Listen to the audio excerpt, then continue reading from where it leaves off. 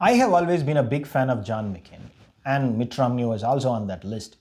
Romney has had his ups and downs, great moments that were compensated with some ridiculous stands, but in his second avatar as the senator, he is playing a major role in trying to get the GOP back to its roots, sensible and reasonable. Yes, there was a time the GOP was in that bucket, but it has been drifting slowly away from those roots, as senior leaders like Mitt Romney struggle to contain the party's drift towards a power hungry version of its old self.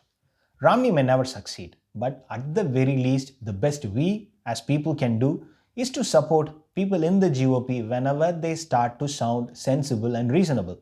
I sincerely hope that win or lose the two Senate seats in Georgia, Biden must enlist people like Mitt Romney and start governing the country as a unified entity. Yesterday morning, the Utah senator released a public statement pitching for a sweeping plan to vaccinate Americans across the country. Romney said, and I quote, that comprehensive vaccination plans have not been developed at the federal level and sent to the states as models is as incomprehensible as it is inexcusable. I have experience organizing a major logistical event, but nothing on the scale of what is called for today.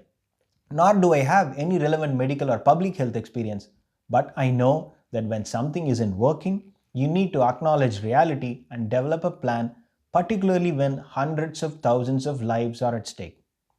So, as much as Mitt Romney's statement is an open attack at the incompetence of the Trump administration, Romney has to be appreciated for not leaving this statement as just another attack on Trump, but for going as far as to detail what needs to be done or what can be done to improve the current rate of vaccination.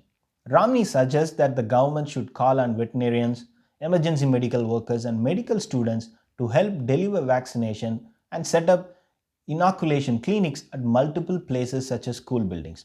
Romney is also recommending the federal government to create a list of priority instead of punting that responsibility to the state government.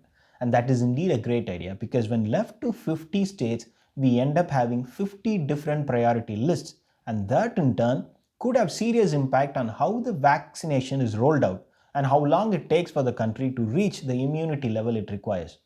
Moving forward as a single country is much easier than moving forward as 50 different countries while handling a pandemic that does not recognize borders. The US vaccination rollout has already gone haywire since the time Pfizer's COVID vaccine was approved in early December.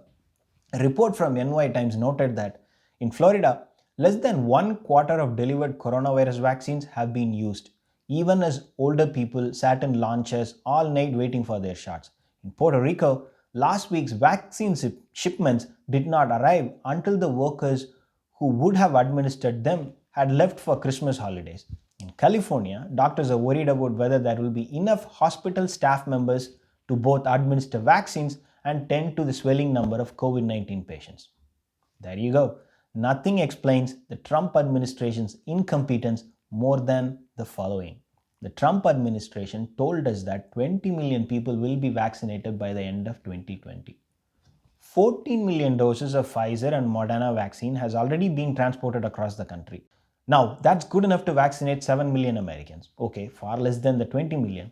But if you have doses to vaccinate 7 million Americans when people are dying in every part of the country, then a good administration would have vaccinated 7 million people. But you know, that did not happen. The CDC, the screenshot you're seeing now, is showing only 2.7 million Americans received their first dose of the vaccines by December 30th, 9 a.m. Eastern. You have closer to more than 14 million doses and only 2.7 million were used. So what happened to the rest of the doses? They are sleeping somewhere inside refrigerated containers. Next time Trump or Mr. Pence tries to take credit for the vaccines, please send them a Nancy Pelosi clap. Can you really believe what is happening? We have millions of doses of unused vaccines while emergency rooms across the country are overflowing. We have millions of doses coming in every single day, but we cannot find people to administer them. Talk about planning. Amazing. The United States continues to be the laughingstock of the entire world to this very freaking day. I really cannot wait any longer for Biden to keep his hand on the Bible before the entire world. Thanks for watching.